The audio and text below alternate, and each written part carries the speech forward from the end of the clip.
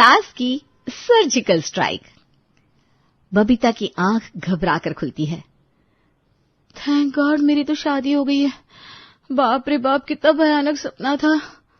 क्या हो गया, फिर सपने में देख लिया कि प्रिंसिपल राउंड पर आई है? यार तुम कितनी डरपोक हो। हाँ पता नहीं ये कॉलेज स्कूल का सपना कब मेरा पीछे छोड़ेगा। ये तो भगवान का भला है कि कॉलेज छूट गया और मेरी शादी हो गई, वरना तो जिंदगी ऐसे कट रही थी जैसे कि। यार इतना डरा मत करो, जिस भी चीज से तुम डरती हो उसका सामना किया करो, क्योंकि जिससे डरोगी वो तुम्हें और डराएगा। रहने दो, मैं चली, मुझे खाना भी बनाना है। बबीता रसोई में लग जाती है, तभी उसकी माँ का फोन आता है। अरे बेटा तेरी सास आई कि नहीं, उन्हें खाने पर बुलाना था घर। अरे रहने देना माँ, नहीं आई है, जहाँ है वहीं रह। पता है तुझे कितना सुकून है, वरना तो किचन का एक एक कोने के डब्बे से लेकर पूरे घर की साफ सफाई रख रखाव बारीकी से देखती है, और जो ना हो ना ऐसी क्लास लगाती है मेरी कि क्या बताऊं। अरे तो तू साफ सफाई अच्छे से रखा करना, जब तुझे पता है तेरी सास का नेचर, तो तू ठीक से क्यों नहीं रखती घर। सुबह सुबह सभी ज्ञान दे रहे हैं मुझे, आज पता नहीं क्या बात है। बबीता की सास बहुत स्ट्रिक्ट होती है, इतनी स्ट्रिक्ट कि बबीता उसमें अपनी टीचर को देखती है। मजे की बात उस पर यह है कि बबीता का पति राकेश अपनी माँ के कहने पर चलता था। फिर एक दिन राकेश, अरे बबीता ये लो माँ का फोन आया, बात कर लो, देखो क्या कह रही है। बबीता के हाथ पैर सास के नाम से ही कांपने लगते हैं। हेलो माँ जी, कैसी हैं आप, मजे में है ना। मजे की बच्ची, मैं तो मजे में हूँ, तू बता क्या हाल कर रखा है तूने मेरे घर का। बबीता चारों तरफ घर को देखती है, कहीं साफ तो कहीं गंदा घर। कुछ भी तो नहीं, घर तो आप जैसा छोड़ के गई थी बिल्कुल वैसा ही है, साफ सुथरा चमकीला। सब समझ में आ रहा है मुझे कितना साफ सुथरा चमकीला है। किसी दिन अचानक आऊंगी ना तो पता चलेगा। अचानक मतलब? अचानक मतलब अचानक से आ जाऊंगी, तब मैं देखूंगी तूने घर कैसे रखा है। घर मेरे मुताबिक नहीं हुआ तो जानती है ना। हाय रे, अब तो सोते जागते बबीता को सिर्फ लगता है कि सास आ गई, जरा सी आहट हुई नहीं की। माँ जी आ गई, रुको अभी दरवाजा मत खोलना, मैं टेबल पर कपड़ा मार दूं। सारा दिन घर को चमकाने, किचन को संवारने में और अलमारियां ठीक करने में ही गुजर जाता है। एक दिन फिर घंटी बजती है, बबीता डर जाती है, घर पे पति भी नहीं था। लग रहा है सासू माँ आ गई, अब तो पक्का मेरी क्लास लगाएंगी। हे भगवान, कहीं मेरा तलाक करा के मुझे अपने मायके ना भेज दे। अच्छी खासी जिंदगी चल रही है ससुराल में, मायके गई तो पापा मुझे फिर से पढ़ाई में लगा देंगे। भगवान ये क्या हो गया, एक तरफ कुआं दूसरी तरफ खाई। यहाँ रहती हूँ तो सास की चिक चिक, मायके जाती हूँ तो पापा पढ़ाई करवाने में लगा देंगे, और फिर टीचर की चिक चिक। कहीं तो रहम कर भगवान। बबीता डरते डरते दरवाजा खोलती है तो सामने खड़ी होती है काम वाली। अरे ये घर का नंबर 334 है क्या? अंधी हो क्या, बाहर इतना बड़ा बोर्ड नहीं दिख रहा है, 335 है। वैसे कौन हो तुम, पहले तो नहीं देखा। वैसे तो मैं दिखने में बिल्कुल हीरोइन लगती है, लेकिन है काम वाली, पूरे बिल्डिंग की साफ सफाई मैं ही करती हूँ। घर को अगर शीशे से चमकाना है तो 2000 रुपया दो, मैं आपके घर को शीशे से चमका देगी। बगल वाले घर में काम करती है, जब जरूरत हो तो बुला लेने का। बोलो तो अपना कार्ड मोबाइल नंबर दे दूं क्या? नहीं, मुझे बस ईमेल आईडी दे दो। बढ़िया आई आई कार्ड वाली। ओके, लिखो ईमेल आईडी kamla@gmail.com। बबीता घर के अंदर आती है, लेकिन मन ही मन उसे काम वाली वाला आइडिया ठीक लगता है। वो सोचती है कि जिंदगी में कुछ दिन आराम की भी तो होने चाहिए, वो काम ना भी करे तो भी घर की साफ सफाई होती रहे। क्या पता कब सास की सर्जिकल स्ट्राइक हो जाए घर में, और अगर घर गंदा दिखता तो सास ने तो उसको उसके मायके का रास्ता दिखाई देना है। और राकेश, तभी राकेश आता है। क्या बात है बबीता, तुम हमेशा सोचती रहती हो, बड़बड़ाती रहती हो, पागल हो गई हो क्या? क्या चलता रहता है तुम्हारे दिमाग में? तुम्हारी माँ। सुनो, गाली मत दो। गाली क्या, सच बोल रही हूँ, तुम्हारी माँ चलती रहती है मेरे दिमाग में। जब से उन्होंने कहा है कि मैं अचानक से आकर घर देखूंगी, मुझे ना हर आहट में लगता है वही आ गई है। देखो भाई, मेरी माँ के लिए कुछ मत बोलो, बहुत मुश्किल से पाला है उन लोगों ने मुझे। पता है कितने जतन के बाद मैं पैदा हुआ था। नहीं, मुझे कैसे पता होगा, मेरी माँ ने तो मेरी फ्री होम डिलीवरी मंगाई थी ना जोमेटो से। बढ़िया है, इतनी स्ट्रिक्ट सास है मेरी, पता नहीं क्यों मेरी माँ ने यहाँ पे मेरी शादी कर दी। अरे ठीक है भाई, यहाँ तुम छोटी छोटी बातों का पहाड़ मत बनाया करो। अगर माँ आ भी गई तो क्या कर लेंगी ज्यादा से ज्यादा? तुम्हारा मेरा तलाक करा देंगी और मुझे मायके भेज देंगी। राकेश बबीता की बात सुनकर हंसता है। अच्छा है ना, माँ के घर ऐश करना, सारा दिन सोना। ऐसी किस्मत कहाँ है मेरी? मेरे पापा को जानती हो ना, जिस दिन इस घर से वहां गई उस दिन से मेरी पढ़ाई फिर से शुरू करवा देंगे। राकेश फिर हंस पड़ता है।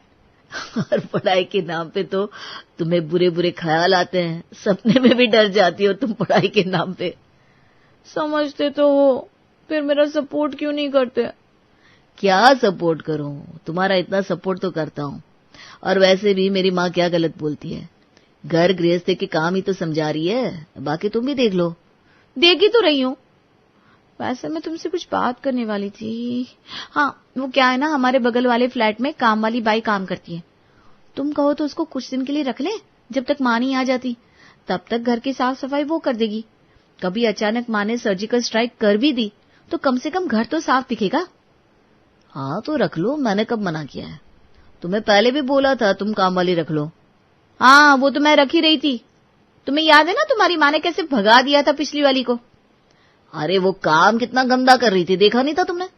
ठीक है, मैं इससे बात करती हूँ और काम समझाती हूँ। ठीक लगा तो फिर रख लेंगे, नहीं तो फिर तैयार हो जाऊंगी सास की सर्जिकल स्ट्राइक के लिए। अब बबीता कामवाली से बात करती है। कामवाली अगले दिन से घर में काम करना शुरू कर देती है। सुनो, मैं सोने जा रही हूँ, तो पूरा घर अच्छे से साफ कर देना। बिल्कुल चिंता नहीं करने का, घर को ऐसे चमकाएगी कि कई कई दिनों तक आपकी घर पे बात होएगी। कोई काम वाली आई थी मतलब? कल से काम पर नहीं होगी क्या? कैसी बात कर रही है, क्यों नहीं आएगी? आज अगर काम पूरा नहीं हुआ तो कल फिर आएगी। बबीता कामवाली की बात समझ नहीं पाती और कमरे में सोने चली जाती है। पीछे से कामवाली घर के सारे अच्छे अच्छे बर्तन, अच्छा सामान सब लेकर चंपत हो जाती है। अब जब बबीता की नींद खुलती है और वो बाहर आती है तो देखती है ना नकदी है ना बर्तन और कुछ गहने भी नहीं मिल रहे। हे भगवान, ये क्या, अलमारी भी खुली पड़ी है। सच में इस कामवाली ने तो घर चमका दिया। सही कह रही थी, याद रहेगा कोई कामवाली आई थी। बबीता राकेश को फोन करती है और राकेश पुलिस को लेकर घर आता है। सुनो, तुम माँ जी से ये सब मत बताना। अरे रुको यार, अभी अभी सामान चोरी हुआ है और तुमको माँ की चिंता लगी है। तभी सामने आ जाती है सास। माँ की चिंता लगी है का क्या मतलब? और ये घर का सामान कहाँ गया? पुलिस क्यों है इस घर में भाई? अरे कोई मुझे तो बताओ, मुझे चक्कर आ रहे हैं। कमेटी डालकर मैंने घर का एक एक सामान जोड़ा था, कहाँ गया? वही पता करने के लिए हम है यहाँ। घर का सामान चोरी हो गया है। अरे माँ, तुमने बताया नहीं, बस स्टेशन पर आ जाता लेने। वैसे चिंता की कोई बात नहीं है। तो स्टेशन आ जाता तो इस घर में क्या चल रहा है मुझे कैसे पता चलता? दिख रहा है मुझे यहाँ पर क्या हुआ है। बबीता तो डर के मारे कांपने लगती है। माँ जी, वो मेरी गलती नहीं है, वो ये कि बबीता सारी बात सास को बताती है। वाह, घर पे एक अनजान औरत काम कर रही है और घर की मालकिन कमरे में सोने चली गई। पहले ही दिन तुमको अनजान काम वाली पर इतना भरोसा कैसे हो गया? और ये जो सामान चोरी हुआ है ना, ये मेरे बेटे की मेहनत की कमाई का था। तो कहीं से भी ये सामान मेरे घर पर वापस ला कर दो, नहीं तो आप मुझे मायके भेज देंगी। ऐसा मत करिएगा प्लीज। समझदार हो। ठीक है माँ जी, मैं अपने पापा से सामान के पैसे लाकर आपको दे दूंगी, आप चिंता ना करें। मेरी चिंता छोड़, तू ये चिंता कर कितने दिन बाद मैं आई हूँ, मुझे क्या खिलाएगी पिलाएगी। जाके मेरे लिए अदरक वाली चाय बना कर ला। और बेटा तू ना सामान की चिंता ना कर, एक एक चम्मच से लेकर टीवी तक सब मैं उसके घर से निकलवा लूंगी। अरे घर की बहू है, थोड़ी तो जिम्मेदारी समझे, और अगर नहीं समझेगी तो अपने मायके से चीजों को लेकर आए। बार बार सामान मायके से लाना पड़ेगा ना, तो अगली बार अपने आप जिम्मेदार बन जाएगी। चलो चाय पीते हैं। फिर सास घर का मुआयना करती है कि क्या क्या चीजें कैसे रखी हुई है। बबीता डरी डरी घर में घूम रही थी, तभी सास जोर से चिल्लाती है। बबीता देखो क्या हुआ माँ को, देखो माँ कहीं गिर तो नहीं गई? अच्छा है बुढ़िया गिर जाए, प्लास्टर लग जाए, 1 महीना बेड पर लग जाए, सेवा कर लूंगी, लेकिन ऐसा तो नहीं रह सकती इसके साथ। अरे तुम फिर सोचने लग गई?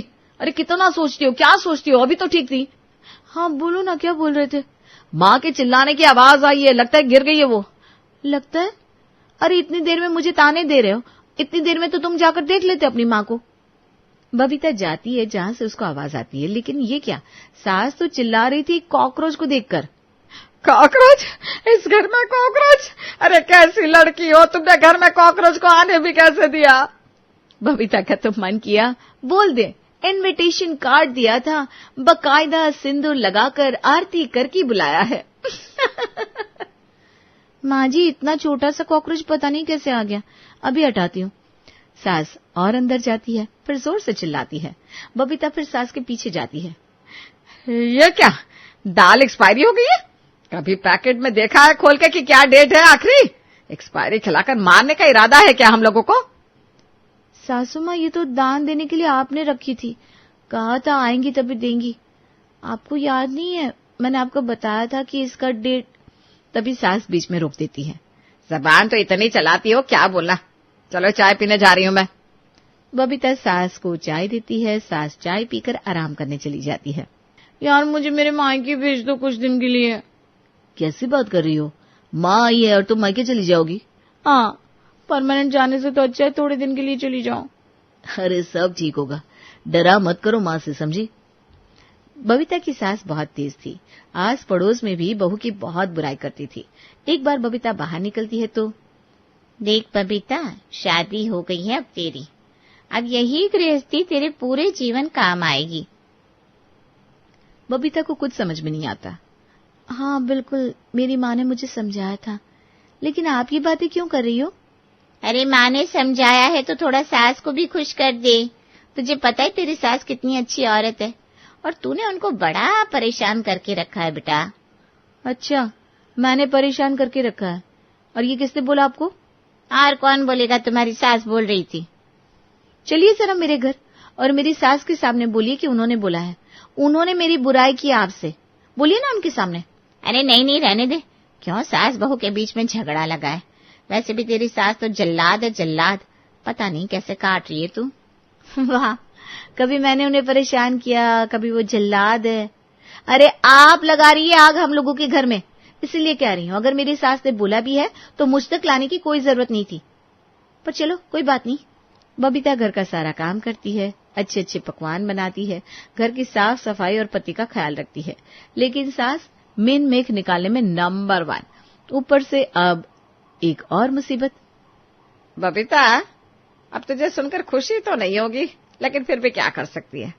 वो क्या ना तेरी ननद आ रही है कल। तो उसमें मैं क्यों दुखी होने लगी माँ जी? अब तुझे और ज्यादा काम करना पड़ेगा, और तो और ज्यादा तेरी कमियां तेरे सामने बताई जाएंगी। तभी वहां बबीता का पति आता है। क्या है माँ, आप हमेशा उसको बोलती रहती हैं, पता है कितना डरती है वो आपसे। अगर डरती होती ना तो अपने अंदर सुधार लाती, लेकिन सुधरने का तो नाम ही नहीं ले रही। बबीता का मन करता है कि सास को बोल दे कि ऐसे कौन से सुधार की गुंजाइश है, लेकिन बबीता कुछ नहीं बोलती। वहीं शादी के कुछ साल बाद तक बबीता मां नहीं बन पाती। बबीता, मुझे लगता है अब हमें अपनी फैमिली को आगे बढ़ाना चाहिए। नहीं, मुझे ऐसा नहीं लगता, मैं नहीं संभाल पाऊंगी। सारा दिन सास के ताने सुनो या बच्चे देखो। बच्चा हो जाएगा तो मैं घर का बिल्कुल काम नहीं कर पाऊंगी। अरे तुम क्या कह रही हो, घर के काम के चक्कर में क्या फैमिली को आगे नहीं बढ़ाएगी? मुझे पता है सब मुझे करना है, और मैं इतने ताने सुनकर नहीं रह सकती। पता नहीं क्यों, इसीलिए भगवान मुझे बच्चा भी नहीं दे रहा है। देखो, इस पृथ्वीलोक में भी एक भगवान है जिसे डॉक्टर कहते हैं। कल तैयार है ना, डॉक्टर के पास चलेंगे। शाम को बबीता तैयार हो रही थी कि सास उसके रूम में आती है। कहाँ चली लाडो रानी, चुपचाप किचन में जाओ, रात के खाने की तैयारी करो। बबीता कपड़े चेंज करने जा रही थी कि तभी वहां पति आ जाता है। माँ, मैंने उसको तैयार होने के लिए कहा है। इतने साल हो गए हमारे घर में हमारी कोई औलाद नहीं हुई, क्या आपने कभी इस बारे में नहीं सोचा? सोचा, लेकिन सोच के क्या करूं, तेरी बीवी के बस की तो कुछ है नहीं। घर देख ले, किचन देख ले, यह बच्चा कैसे संभालेगी। मैं भी वही कह रही थी माँ जी, लेकिन ये मान नहीं रहा है। मैंने बोल दिया तो बोल दिया, चलो डॉक्टर के यहाँ। दोनों डॉक्टर के पास जाते हैं, जहाँ डॉक्टर बबीता का चेकअप करती है और कहती है, वैसे तो कोई कमी नहीं है, मैं भी हैरान हूँ अभी तक आप लोगों को बच्चा क्यों नहीं हुआ। लेकिन हाँ, एक बात है, बबीता का मेंटल लेवल थोड़ा परेशान सा लगता है, और जब तक माँ परेशान होगी बच्चा कैसे ठहरेगा। प्रेग्नेंट होने के लिए माँ का खुश रहना बहुत जरूरी है। दोनों घर आ रहे थे कि हे जी जल्दी चलो ना माँ जी, बहुत डांटे की देर हो गई तो। चुप, बिल्कुल चुप। किस बात का डर है तुमको, किस बात की परेशानी है? सब तो बहुत अच्छा है। मुझे बच्चा चाहिए, मैं भी पापा बनना चाहता हूँ। ये बात सुनकर अब बबीता भी इमोशनल हो जाती है और पति के सामने जोर से रोने लगती है। क्या हो गया, बताओ भी कुछ। तुम्हारी माँ बहुत ज्यादा स्ट्रिक्ट है, मैं ऐसे माहौल में नहीं रह सकती। तुम्हें पता है, मुझे स्कूल जाना, कॉलेज जाना, सब जगह यही डर लगता था, क्योंकि वहां पे ना टीचर्स बहुत स्ट्रिक्ट होती थी। मुझे ऐसी महिलाएं बिल्कुल पसंद नहीं है। कुछ भी करो, मैं अब माँ जी के साथ नहीं रहना चाहती। तुम चाहो तो मुझे तलाक दे दो, दूसरी शादी करके फैमिली बढ़ा लो अपनी। तलाक की बात से पति हैरान हो जाता है। कैसी बात कर रही हो? सास के ताने तो दुनिया देती है। सास बहू का झगड़ा आज का नहीं, सदियों से चला आ रहा है। मानती हूँ, सास बहू का झगड़ा सदियों से चला आ रहा है, लेकिन अब मेरे बस की बात नहीं है। मैं कुछ भी नहीं बोलती हूँ माँ जी को, और वो बहुएं जो लड़ती हैं, सास पर चिल्लाती हैं, वो मैं नहीं कर सकती हूँ। पति को अब बबीता की बात समझ में आ जाती है कि कोई व्यक्ति कितने ताने सुनेगा, कितनी बोलियां अपने ही घर में डरा डरा घूमे। क्योंकि पति भी देख रहा था कि सिर्फ सास ही बोली जा रही है और बहू शांत है। अगले रोज आधी रात को, अरे क्या हुआ, तुम सोई नहीं? उस सासू माँ की आवाज आती होगी। कहीं ऐसा ना हो कि मेरी झपके लग जाए और वो आवाज दे। याद है ना 3 दिन पहले क्या हुआ था? अरे यार, तो क्या तुम आराम भी नहीं करोगी? सही बात है, ऐसे मेंटल स्टेटस में कैसे बच्चा होगा हमारा? अगली सुबह बबीता का पति अपनी माँ से बात करता है और उसको डॉक्टर की सारी बात बताता है। देखिए माँ, बहुत हो गया, मुझे भी अपनी फैमिली को आगे बढ़ाना है। इतने ताने, इतनी बोलियां और इतनी जिल्लत कोई कब तक सहेगा? उसकी भी मेंटल स्टेटस खराब होती जा रही है। आपको याद है सरिता बुआ की बहू कैसे डराती थी बुआ को कि झूठे दहेज के मामले में जेल करा देगी, और पता नहीं क्या क्या। आप चाहती हैं कि कल को बबीता भी आपके साथ ऐसा ही करे? अरे नहीं नहीं, वो तो बहुत खतरनाक थी, ऐसा तो बिल्कुल ना हो मेरे साथ। आपको पता है वो मुझसे तलाक चाहती है और अपने मायके जाना चाहती है। वो आपके साथ नहीं रहना चाहती। अरे क्या बात कर रहे हो, मैं उसे इतनी बुरी लगती हूँ? और नहीं तो क्या माँ, कभी उसको समझने की कोशिश तो करो, वो भी तो किसी की बेटी है। माँ बेटे से माफी मांगती है और बहू को गले लगा लेती है। बहू, निश्चिंत होकर तू घर पर रह, आज जल्दी से मुझे दादी बना दे। हाँ,